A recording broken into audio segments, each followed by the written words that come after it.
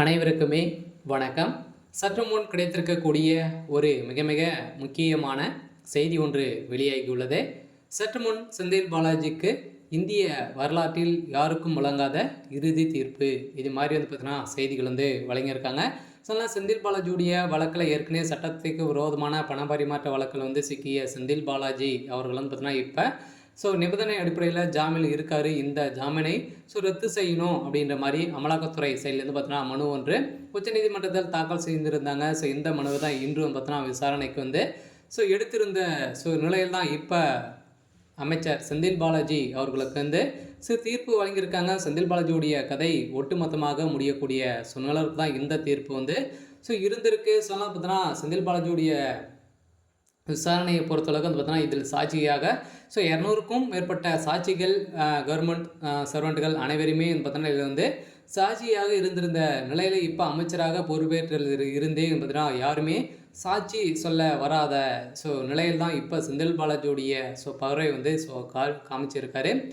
இதன் அடிப்படையில் தான் அமலாக்கத்துறை சைட்லேருந்து பார்த்தீங்கன்னா இப்போ மீண்டும் 3000 பக்கங்கள் கொண்ட குற்றப்பத்திரிகை தாக்கல் செய்து மீண்டும் இவருடைய ஜாமீனை ரத்து செய்திருக்காங்க. சொல்லலாம் பார்த்தீங்கன்னா அவருடைய கதை ஒட்டுமொத்தமாக முடிந்திருக்கு. இதை பற்றி இந்த வீடியோவில் நம்ம முழுமையாக பார்க்கலாம். அதுக்கு முன்னாடி நம்ம சேனலுக்கு இப்போ தான் நீங்கள் முதல் முறையாக வந்திருக்கீங்க அப்படின்னா மறக்காமல் நம்மளுடைய சேனலை சப்ஸ்கிரைப் பண்ணி சப்போர்ட் பண்ணுங்கள். வாங்க வீடியோக்குள்ளே போகலாம். பார்த்தீங்கன்னா அனைவருமே எதிர்பார்த்துட்டு இருக்க செந்தில் பாலாஜியுடைய வழக்கில் பார்த்தீங்கன்னா என்ன தீர்ப்பு கொடுத்துருக்காங்க அப்படின்னா செந்தில் பாலாஜியுடைய ஜாமீன் ரத்து செய்ய போகிறதாக இப்போ தகவல் வெளியிருக்கு. சொல்லப்போதான் நீதிமன்றம் இந்த தீர்ப்பு தான் வழங்கியிருக்காங்க. இருந்தாலும் அவர் செய்த ஊழல் பணங்கள் அனைத்தையுமே பார்த்தீங்கன்னா அவருக்கு சம்மந்தப்பட்ட இடங்களில் மீண்டும் ரெய்டுகள் நடத்தி அவர் கட்டிய 250 கோடிக்கு பார்த்தீங்கன்னா வீடு கட்டியிருக்காரு. அதை எடுத்து தரைமட்டமாகணும் அப்படின்ற மாதிரி தான் நீதிமன்றம் பார்த்தீங்கன்னா உத்தரவு போட்டிருக்காங்க.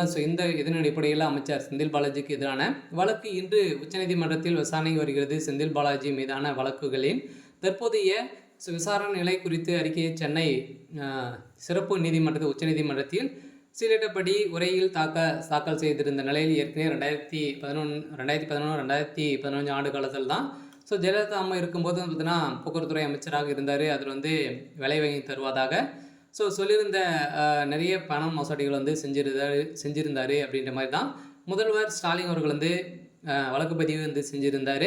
அதன் அடிப்படையில் எதிர்கட்சியாக இருக்கும்போது அவர் ஒரு ஊழல்வாதியாக தெரிந்திருந்தார். இப்போ திமுக இணைந்த ஒரு தியாகியாக தான் அவருக்கு தெரிகிறாரு அப்படின்ற மாதிரி நிறைய தலைவர்களும் நிறைய விமர்சனங்கள் எழுப்பியிருந்த நிலையில் இவருக்கு சமன் 150க்கும் மேற்பட்ட பேருக்கு சமன் அனுப்பியும் அது பார்த்தீங்கன்னா நீதிமன்றத்தில் ஆஜராகாத நிலையில் தான் இப்போ செந்தில் பாலாஜி அவர்களுடைய ஜாமீன் ரத்து செஞ்சுருக்காங்க.